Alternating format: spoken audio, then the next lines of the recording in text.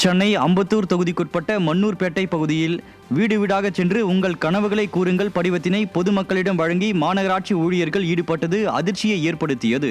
தீய சக்தி திமுக அரசு மக்களின் வரி பணத்தில் சம்பளம் பெறும் அரசு ஊழியர்களை இதுபோன்ற பணியில் ஈடுபடுத்துவது பொதுமக்களை வெறுப்படைய வைத்துள்ளது. நிர்வாக திறனற்ற ஸ்டாலின் அரசின் இத்தகைய செயல் தேர்தல் வாக்குறுதி போல ஏமாற்று வேலை என்றும் பொதுமக்கள் விமர்சித்தனர். தூத்துக்குடி மாவட்டம் புதூர் பேருந்து நிலையம் முன்பு விளாத்திக்குளம் மற்றும் புதூர் பகுதியில் பயிர்களை சேதப்படுத்தும் வன விலங்குகளை கட்டுப்படுத்த நடவடிக்கை எடுக்க கோரியும் பயிர்களுக்கு அரசு விலை நிர்ணயம் செய்ய வலியுறுத்தியும் விவசாயிகள் ஆர்ப்பாட்டத்தில் ஈடுபட்டனர். உளுந்து, பாசி போன்ற பயிர்களுக்கு விலை நிர்ணயம் செய்தது போல் சின்ன வெங்காயம், கொத்தமல்லி, சோளம் மற்றும் கம்பு உள்ளிட்ட பயிர்களுக்கு அரசு விலை நிர்ணயம் செய்யவும் அனைத்து பயிர்களுக்கும் பயிர் காப்பீட்டுத் தொகை வழங்க வலியுறுத்தியும் விவசாயிகள் ஆர்ப்பாட்டத்தில் ஈடுபட்டனர். ஸ்டாலின் அரசுக்கு எதிராக விவசாயிகள் ஏராளமானோர் ஆர்ப்பாட்டத்தின் போது கண்டன கோஷங்களை எழுப்பினர். கன்னியாகுமரி மாவட்டத்தில் மகா சிவராத்திரியை முன்னிட்டு நடைபெற்ற சிவாலய ஓட்டத்தில் பல்லாயிரக்கணக்கான பக்தர்கள் கலந்து கொண்டனர். முஞ்சிரை மகாதேவர் ஆலயத்தில் இருந்து துவங்கிய இந்த ஓட்டத்தில் பல்லாயிரக்கணக்கான பக்தர்கள் கலந்து கொண்டு கிள்ளியூர், விலவங்கோடு, கல்குளம் தாலுகாவிற்கு உட்பட்ட சுமார் 122 கிலோமீட்டர் தூரத்தில் உள்ள 12 கோவில்களுக்கும் சென்று வழிபடுகின்றனர். இந்த சிவாலய ஓட்டம் வரும் திங்கட்கிழமை அதிகாலை திருநட்டாலம் சில ஆலயத்தில் முடிவடைகிறது. திருப்பூர் மாவட்டம் அவிநாசி நீதிமன்ற வளாகத்தில் குப்பைகளை எரிக்கும் போது மர்ம பொருள் வெடித்தது பரபரப்பை ஏற்படுத்தியது.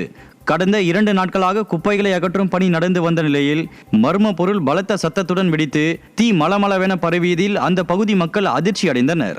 அத்துடன் இந்த வெடி விபத்து காரணமாக நீதிமன்ற வளாகம் எதிரே இருந்த பெண்கள் அழகு நிலையத்திலும் மருந்து கடை ஒன்றிலும் உள்ள பொருட்கள் கீழே விழுந்து சேதமானது. தீய சக்தி திமுக ஆட்சியில் கும்பகர்ணனை விட கொடிய உறக்கத்தில் காவல்துறை உள்ளதால் இது போன்ற சம்பவங்கள் அதிகரித்து வருவதாக பலரும் குற்றம் சாட்டினர். தூத்துக்குடி மாவட்டம் திருச்செந்தூரில் திமுக அமைச்சரின் வருகைக்காக மாற்றுத்திறனாளிகளை நீண்ட நேரம் காக்க வைக்கப்பட்ட அவலம் அரங்கேறியுள்ளது.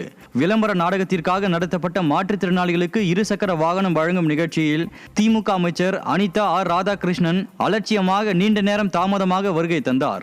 இதனால் சுமார் 3 மணி நேரத்திற்கும் மேலாக மாற்றுத்திறனாளிகள் காக்க வைக்கப்பட்ட நிலையில் சிலர் 2 சக்கர வாகனத்தில் வெகு நேரமாக இருக்க முடியாமல் தரையிலும் நாற்காலிகளிலும் அமர்ந்து காத்திருந்து கடும் அவதிக்குள்ளாகினர்.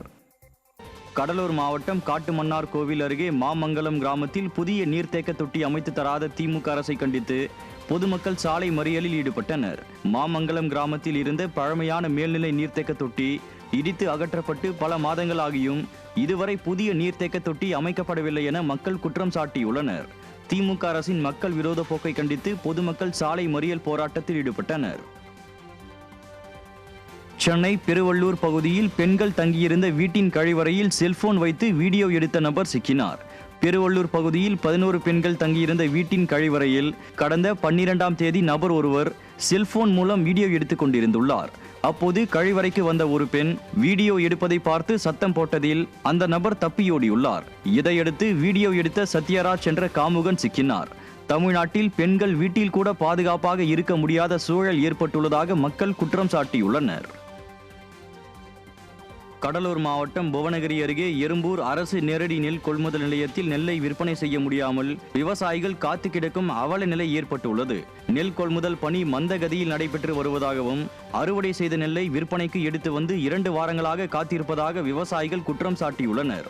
இதனால் நெல்லை சாலைகளில் கொட்டி வைக்கும் அவல நிலை உள்ளதாகவும் வேதனை தெரிவித்துள்ளனர். விடியாத திமுக ஆட்சியில் அரசு நெல் கொள்முதல் நிலையங்கள் வெறும் பெயரளவிற்கு மட்டுமே செயல்படுவதாக விவசாயிகள் குற்றம் சாட்டியுள்ளனர். காஞ்சிபுரத்தில் உள்ள வழக்கு அரித்தீஸ்வரர் கோயிலில் சனி மகா பிரதோஷத்தையொட்டி நந்தியம் பெருமானுக்கும் மூலவர் வழக்கு அரித்தீஸ்வரருக்கும் பால், சந்தனம், பன்னீர் உள்ளிட்ட அபிஷேக பொருட்களால் சிறப்பு அபிஷேகங்கள் நடைபெற்றது. பின்னர் நந்தியம் பெருமானுக்கும் மூலவருக்கும் சிறப்பு அலங்காரம் செய்யப்பட்டு தீபாராதனைகள் செய்யப்பட்டது. இதில் பங்கேற்ற ஏராளமான பக்தர்கள் சுவாமி தரிசனம் செய்து வழிபட்டனர்.